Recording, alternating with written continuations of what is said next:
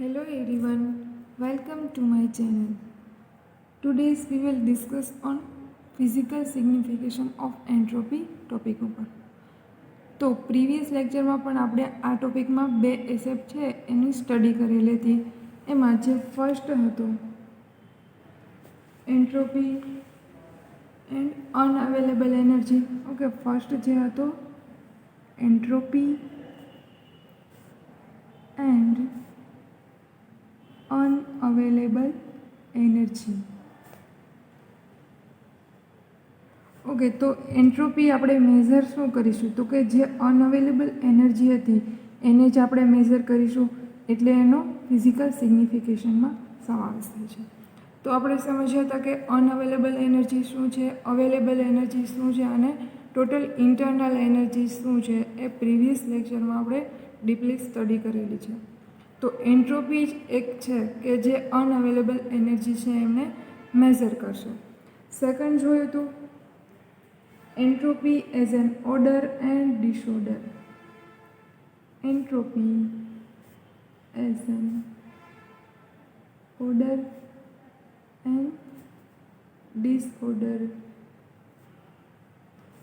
ફિનોમિનન. Okay, તો બે છે એના વિશે આપણે ચર્ચા કરેલી અને એને એક્સપ્લેન બી કરેલા સારી રીતે. ઓકે, તો આજના ટોપિકમાં આપણે જોશું થર્ડ જે છે entropy and probability. Entropy and probability. તો આજે આપણે આમના વિશે ચર્ચા કરીશું. તો આપણે એન્ટ્રોપી વિશે તો ખબર જ છે કે એન્ટ્રોપી શું છે, તો કે measurement of randomness or disorder. અથવા તો પ્રોબેબિલિટી છે એનાથી બી આપણે એન્ટ્રોપી કઈ રીતે મળશે? તો કે પ્રોબેબિલિટી મીન્સ એ સ્ટેટિસ્ટિકલ સાયન્સની એક લેંગ્વેજ છે, એટલે કે એનો જે પેરામીટર છે કે પ્રોબેબિલિટીથી આપણે એન્ટ્રોપી છે કઈ રીતે ડિરાઈવ કરી શકીએ. તો કોઈ બી વસ્તુ છે એની સંભાવના, ઓકે, પ્રોબેબિલિટી મીન્સ સંભાવના. તો માની લો કે કોઈ એક્ઝામ્પલ થ્રુ આપણે સમજીએ કે કોઈ બી વસ્તુની પ્રોબેબિલિટી છે એ ક્યારે વધશે.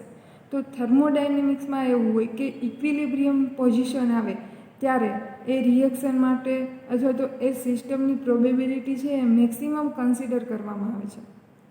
ઓકે, તો પ્રોબેબિલિટી ક્યારે પોસિબલ બનશે? તો કે આપણે કોઈન લઈ લઈએ, એને એક કોઈન લઈએ યાની કે સિંગલ કોઈન લઈએ તો કોઈનમાં એક હેડ હશે અને એક ટેલ હશે. હવે જો એક જ કોઈન છે તો એમની પોસિબિલિટી શું હશે? તો કે એક. તો કે ફ્લિપ કરશું કોઈને તો એ આપણે બતાવશે કે હેડ હશે કાં તો એ ટેલ હશે. ઓકે, તો એમની શું થશે? તો કે એક પોસિબિલિટી બનશે. હવે જ્યારે બે કોઈન લેશું, ઓકે, જ્યારે બે કોઈન લેશું ત્યારે એની પોસિબિલિટી છે એ વધી જશે. ઓકે, શું થશે? તો કે જેમ વધારે આપણે લેશું એમ એની પ્રોબેબિલિટી છે, એનો ઓર્ડર ડિસઓર્ડર છે, યાની કે એની સંભાવના છે એ વધી જશે. તો કઈ રીતે? તો કે બે કોઈન છે આપણે એમને ફ્લિપ કરશું ત્યારે શું થશે? તો કે એમની સંભાવના એવી હશે તો કે બંને કોઈનમાંથી કાં તો એ બંને શું હશે? તો કે હેડ હશે, કાં તો એ બંને ટેલ હશે, કાં તો એક હેડ હશે અને એક ટેલ હશે. ઓકે, તો આવી એની પોસિબિલિટી છે એ વધી જશે. ઓકે, આપણે શું કન્સિડર કર્યું? અહીંયા બંને કોઈન હેડ હશે, અહીંયા બંને કોઈન ટેલ હશે. આમાંથી એક હેડ હશે અને એક ટેલ હશે, તો એની પોસિબિલિટી છે એ વધતી જશે. જ્યારે એમાં નંબર છે એ વધતા જશે, ઓકે, આઇટમના જે નંબર છે એ વધતા જશે ત્યારે એની પ્રોબેબિલિટી છે એ વધતી જશે. પ્રોબેબિલિટી વધશે યાની કે સાથે સાથે એની એન્ટ્રોપીમાં પણ ચેન્જ આવશે. ઓકે, તો આવી રીતે સિસ્ટમની એન્ટ્રોપી છે એની પ્રોબેબિલિટી સાથે કનેક્ટેડ છે. તો આપણે એક્ઝામ્પલ સાથે જોયું તો થર્મોડાયનેમિકલી શું છે એ કન્સેપ્ટ આપણે જોઈએ. જેમ કે સ્પોન્ટેનિયસ પ્રોસેસ છે, યાની કે જે નેચરલ પ્રોસેસ છે એમાં શું થશે? તો કે લેસ પ્રોબેબલ સ્ટેટમાંથી મોર પ્રોબેબલ સ્ટેટમાં એ હંમેશા સિસ્ટમ જશે બાય એ નેચરલ ફોર્સ. તો આમાં શું થશે? તો કે નેચરલ પ્રોસેસ છે તો ઓલવેઝ એની એન્ટ્રોપી છે એ વધવાની જ છે. ઓકે, હવે આમ જોઈએ તો આ પ્રોબેબિલિટીનો જે કન્સેપ્ટ છે એ શું કીધું તો કે સ્ટેટિસ્ટિકલ સાયન્સ છે એની તરફ સંકળાયેલો છે. તો બોલ્સમાન છે એમણે રિલેશન આપેલું છે એન્ટ્રોપી અને ડબલ્યુ એટલે કે પ્રોબેબિલિટી વચ્ચેનું. ઓકે, તો પ્રોબેબિલિટી છે એને આપણે ડબલ્યુ કહીએ અને એન્ટ્રોપીનો સિમ્બોલ આપણે તો ખબર જ છે. તો આમના બે વચ્ચેનું રિલેશન છે બોલ્સમાન સાયન્ટિસ્ટ છે એમણે આપેલું છે. હવે આ એક્ઝામ્પલ આપણે જોઈએ કે શું તો કે પ્રોબેબિલિટી જેમ વધશે એમ એમની એન્ટ્રોપી પણ વધશે. તો આપણે કોઈન છે એમના એક્ઝામ્પલ ઉપરથી સમજ્યા. તો એવી રીતે કન્સિડર કરો કે બે ફ્લાસ્ક છે જે ગેસથી ભરેલા બંને ફ્લાસ્ક અથવા તો સિલિન્ડર લઈ લો. હવે આ બંને જે સિલિન્ડર છે, ઓકે, બે સિલિન્ડર છે એમને કોક છે એનાથી કનેક્ટ કરેલા છે. તો એક સિલિન્ડર છે જે ગેસથી ભરેલો છે. હવે આ બંનેને કનેક્ટ કરશું આપણે કોક વડે. તો જો કોકને આપણે ઓપન કરીશું તો શું થશે તો કે બીજો સિલિન્ડર છે એમાં ગેસ છે એ જશે. તો આની પ્રોબેબિલિટી શું થશે તો કે 1 થશે. ઓકે, તો 1 થશે યાની કે આ ગેસીસ મોલિક્યુલ બીજા સિલિન્ડરમાં આવશે.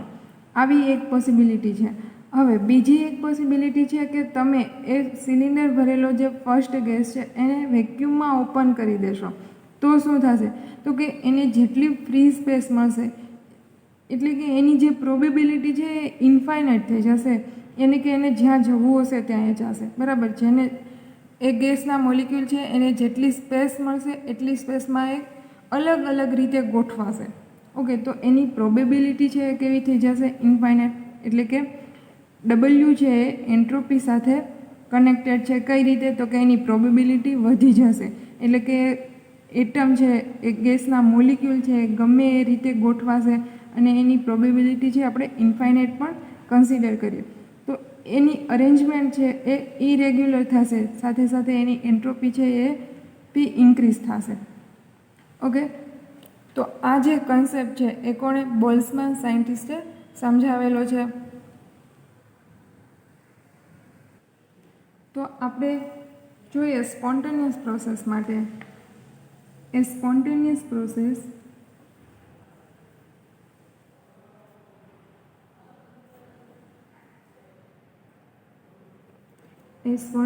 પ્રોસેસ always occur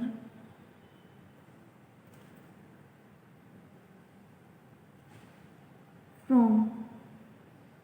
ઓકે, તો સ્પોન્ટેનિયસ પ્રોસેસ યાની કે કેવી હશે નેચરલી પ્રોસેસ. તો નેચરલ પ્રોસેસ આપને ખબર છે કઈ રીતે થશે તો કે લેસ પ્રોબેબલ સ્ટેટમાંથી મોર પ્રોબેબલ સ્ટેટમાં જશે. Okay, from a less probable state to more probable state.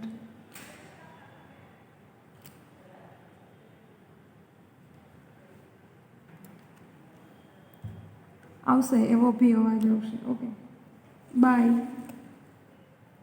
The natural forces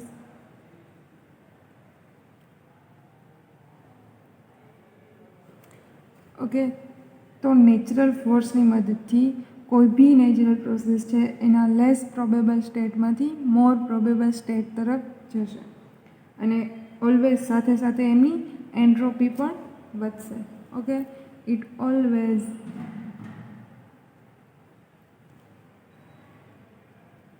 accompanied by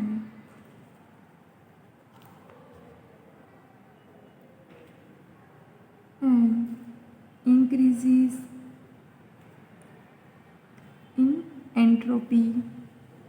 okay, probability સાથે એમની એન્ટ્રોપીમાં પણ વધારો થશે. તો આપણે કહી શકીએ કે એન્ટ્રોપી છે a function of probability of thermodynamic state. શું કહી શકીએ? The entropy is regarded as a function of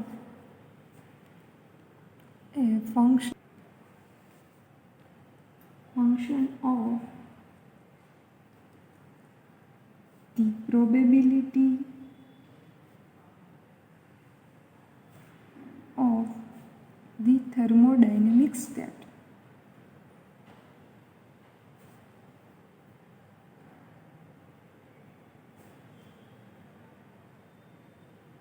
okay, જેમ એ અનઅવેલેબલ એનર્જી છે એ મેઝર કરે છે, જેમ એ ડિસઓર્ડર મેઝર કરે છે, જેમ એ રેન્ડમનેસ મેજર કરે છે, એવી જ રીતે આપણે શું કહી શકીએ તો કે જે થર્મોડાયનેમિક સ્ટેટ માટે આપણે પ્રોબેબિલિટી કન્સિડર કરીએ એ જ એમનું ફંક્શન થશે શું તો કે એ એન્ટ્રોપીનું ફંક્શન થશે probability. But both the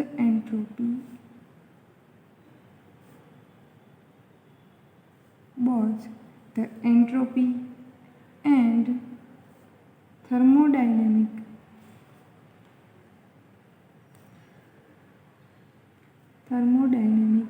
probability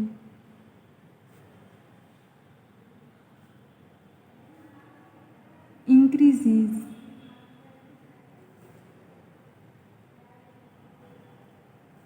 simultaneously, એકાએક થશે એટલે કે simultaneously in A process. Okay, તો શું કહે છે તો કે એન્ટ્રોપી છે એમનું ફંક્શન શું છે તો કે થર્મોડાયનેમિક સ્ટેટે જે એમની પ્રોબેબિલિટી હશે, તો એન્ટ્રોપી અને થર્મોડાયનેમિકની જે પ્રોબેબિલિટી છે એ ઇન્ક્રીઝ થશે રિએક્શનમાં સાથે સાથે. એ કઈ રીતે આપણે જોઈએ એક્ઝામ્પલ ઉપરથી, તો થર્મોડાયનેમિક જે પ્રોબેબિલિટી છે એ એના ઇક્વિલિબ્રિયમ સ્ટેટ ઉપર મેક્સિમમ હોય છે. Therefore, the state of equilibrium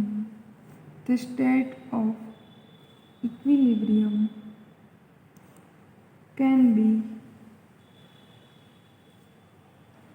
considered as the state of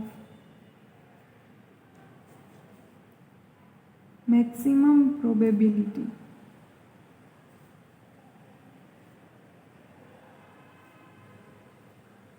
okay, તો શું કહેશે the state of equilibrium can be considered as the state of maximum probability. તો જે ઇક્વિલિબ્રિયમ સ્ટેટ છે એને શું કન્સિડર કરવાનું છે કે ત્યાં મેક્સિમમ પ્રોબેબિલિટી હશે એ પર્ટિક્યુલર સ્ટેટ માટે. તો એ કઈ રીતે, માની લો કે કોઈ સોલિડ કમ્પાઉન્ડ છે અને કોઈ લિક્વિડ છે, અથવા તો કોઈ કોલ્ડ બોડી છે અને કોઈ એક હોટ બોડી છે.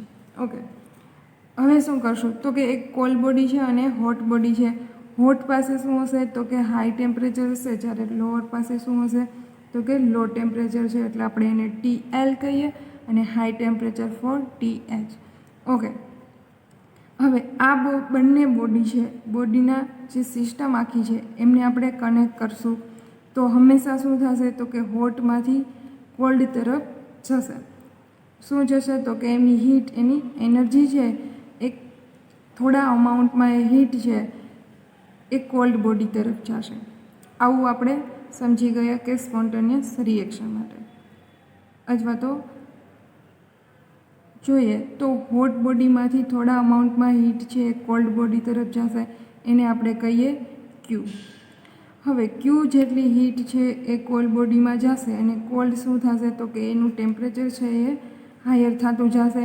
ક્યાં સુધી જશે તો કે જ્યાં સુધી એ આ TH જેટલું ટેમ્પરેચર છે એ મેન્ટેન કરશે ત્યાં સુધી શું કરશે એ ટેમ્પરેચર છે એ ઇન્ક્રીઝ કરશે. હવે એક પોઝિશન એવી આવી જશે કે બંનેના ટેમ્પરેચર છે એ ઇક્વલ થઈ જશે. ઓકે, તો ઇક્વલ ટેમ્પરેચરે થશે શું તો કે કોલ્ડ બોડી છે એ હોટમાં કન્વર્ટ થઈ ગઈ હશે, ત્યારે જે એની બોડીનું ટેમ્પરેચર છે એ વધી ગયું હશે. તો વધી ગયું છે ક્યારે તો કે ઇક્વિલિબ્રિયમ પોઝિશન ઉપર. તો ઇક્વિલિબ્રિયમ પોઝિશન કોને કહેવાશે તો કે બંને બોડીના ટેમ્પરેચર છે એ સેમ થઈ ગયા હશે. તો આવી પોઝિશન ઉપર એની હવે કોઈ ફિઝિકલ ચેન્જ નહીં આવી શકે, કેમ કે બંને બોડી બેલેન્સમાં એના ટેમ્પરેચર છે એ મેન્ટેન કરશે. આ પોઝિશન ઉપર જોઈએ તો કોલ્ડનું કન્વર્ટ શેમાં થઈ ગયું હશે તો કે હોટ બોડીમાં. આપને ખબર છે કે કોલ્ડ બોડીમાંથી જ્યારે હોટમાં જશે યાની કે એને ટેમ્પરેચર મળશે ત્યારે એમના મોલિક્યુલ છે એનર્જી છે એ સેવ કરીને એ શું કરશે મૂવમેન્ટ થવા લાગશે. એની કાઇનેટિક એનર્જી છે એ વધી જશે યાની કે ફ્રીલી મૂવ કરવા માંડશે, એના ગેસિયસ મોલિક્યુલમાં બી કન્વર્ટ થઈ જાય. ઓકે, તો એની ટૂંકમાં કહેવા શું માગું છું તો કે એની એન્ટ્રોપી છે એ આપોઆપ વધી જશે ઇક્વિલિબ્રિયમ પોઝિશન ઉપર. ઓકે, ક્યારે તો કે બંને ઇક્વિલિબ્રિયમ સ્ટેટમાં આવશે અને એનર્જી છે હીટનું છે એ ટ્રાન્સફર થશે બંને સિસ્ટમ વચ્ચે. ઓકે, તો સાથે સાથે ઇક્વિલિબ્રિયમ પોઝિશન ઉપર એમની એન્ટ્રોપી છે એ વધી જશે. એના માટે જ શું કીધું છે તો કે બંને સ્ટેટ માટે શું થશે તો કે એની એન્ટ્રોપી છે એ વધી જશે અને પ્રોબેબિલિટી સાથે સાથે એમની વધી જશે. તો પ્રોબેબિલિટી અને એન્ટ્રોપી છે એમના બંને વચ્ચેનું રિલેશન છે જે બોલ્ટ્ઝમાન સાયન્ટિસ્ટ છે એમણે રિકોગ્નાઇઝ કરેલું છે. ઓકે, તો એમને જોઈએ એનું સ્ટેટમેન્ટ અને એનું equation. In 1896 Boltzmann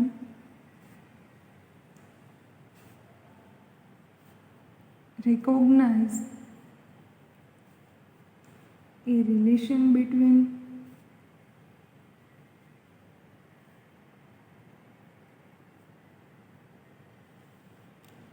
entropy,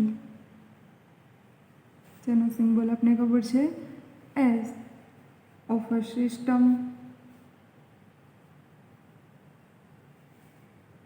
with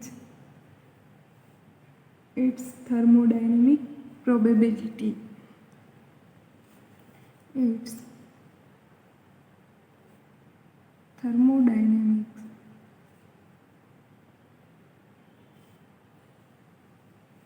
probability, જેનો સિમ્બોલ છે W. એઝ ઓકે, બોલ્ટ્ઝમાન છે એમણે રિલેશન આપેલું છે એન્ટ્રોપી અને પ્રોબેબિલિટી વચ્ચેનું.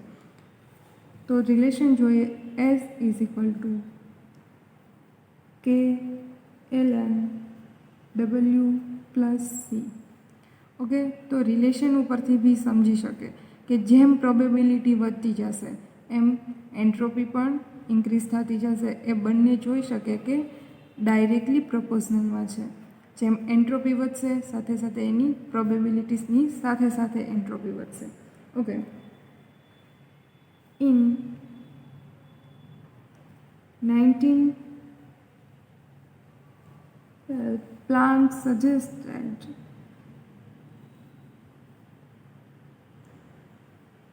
Planck suggested that C is equal to 0. Okay, C શું છે તો કે એ ઇન્ટિગ્રેશન છે એમનો કોન્સ્ટન્ટ હોય છે. તો 1912માં એમણે કીધેલું કે સી ઇઝ ઇક્વલ ટુ 0. તો ઇક્વેશનમાં શું વધશે S is equal to KLN W. Okay, ત્યાં આપણે ખબર છે W શું છે તો કે probability where W is equal to thermodynamic probability and K શું છે કે Boltzmann constant. Boltzmann constant and S આપને ખબર છે શું છે જે સારી રીતે કેમ કે આપણે એમના વિશે જ પહેલેથી ભણીએ છીએ. ઓકે, તો એસ છે એન્ટ્રોપી છે. તો એમણે આ બંને વચ્ચે રિલેશન આપેલો છે એન્ટ્રોપી અને પ્રોબેબિલિટી કે પ્રોબેબિલિટી જેમ થર્મોડાયનેમિક સ્ટેટની વધશે સાથે સાથે આપણે એની એન્ટ્રોપી પણ વધશે જે આપણે હોટ અને કોલ્ડ બોડી ઉપરથી સમજી શકીએ. ઓકે, તો અહીંયા તમારું જે ચેપ્ટર છે સેકન્ડ લો ઓફ થર્મોડાયનેમિક જે પૂરું થાય છે. હવે પછીના લેક્ચરમાં આપણે એમના ન્યુમેરિકલ્સ છે એમની સ્ટડી કરીશું. તો એમના માટે અત્યાર સુધીમાં જે કાંઈ ઇક્વેશન આવ્યા છે એ તમારે ખાસ યાદ કરવાની જરૂર છે. તો એક વખત ફરી તમે જોઈ લેજો બધા જ વિડીયોઝ, કે જેથી આપણે ન્યુમેરિકલ્સ કરાવીએ ત્યારે વધારે ડિફિકલ્ટી ના રહે, ઇઝીલી તમને સમજાઈ જાય. Okay, thank you.